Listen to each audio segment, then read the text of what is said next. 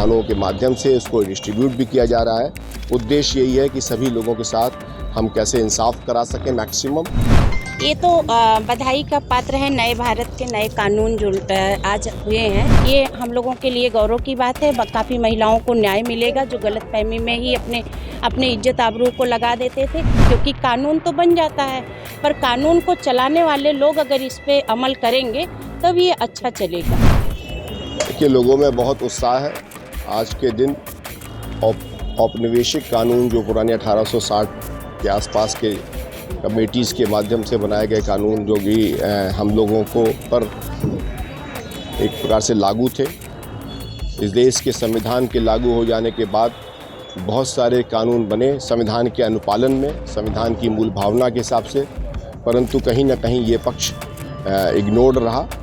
इसलिए इसमें एक बहुत बड़ी भारतीय दंड संहिता से भारतीय न्याय संहिता की यात्रा, वस्तुतः दंड से न्याय की यात्रा है, जहां हम बेगुनाह आदमी के साथ न्याय करने की नीयत से अपने लॉस का इम्प्लीमेंटेशन करेंगे।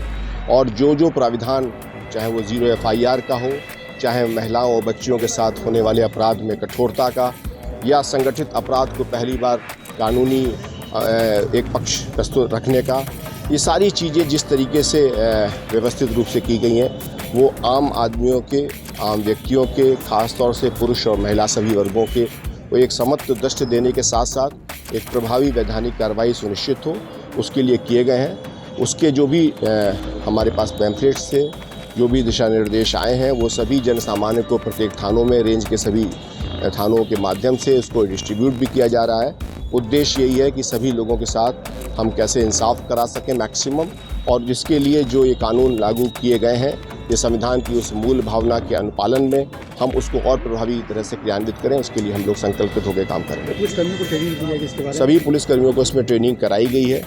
CCTNS से लेकर के हमारे पुलिस बीट के कर्मी तक सभी को प्रशिक्षित किया गया है, और प्रशिक्षण एक गत्यात्मक अवधारणा भी है।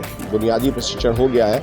अब ये डायनेमिक वे में डे टू डे बेसिस पर जनता के हित में, जन सुरक्षा के दृष्टिकोण से प्रभावी कार्रवाई करेंगे, और इन कानूनों का सम्यक अनुपालन इस तरह से होगा कि जो संविधान की मूल भावना है उसकी संरक्षा हो सके। ये तो बधाई का पात्र है। नए भारत के नए कानून जो आज हुए हैं, इस पे कानून तो बन पहले से रहते लेकिन लागू आज हुआ है, तो ये हम लोगों के लिए गौरव की बात है, जिसमें महिलाओं को विशेष वरीयता दिया गया है। जहाँ गैंग रेप या महिलाओं के साथ अक्सर हिंसा होता था, उनको बहला फुसला के लोग उनके साथ शारीरिक संबंध बनाते थे, इसका थाने में जाया अरे आप जानती नहीं थी, आप वो नहीं करती थी, ऐसे करके हटा दिया जाता था, उस पर कोई सुनवाई नहीं होती। लेकिन अब ऐसे हिंसा पे सुनवाई होगी, ये हम लोगों के लिए गौरव की बात है। काफ़ी महिलाओं को न्याय मिलेगा जो गलतफहमी में ही अपने इज्जत आबरू को लगा देते थे।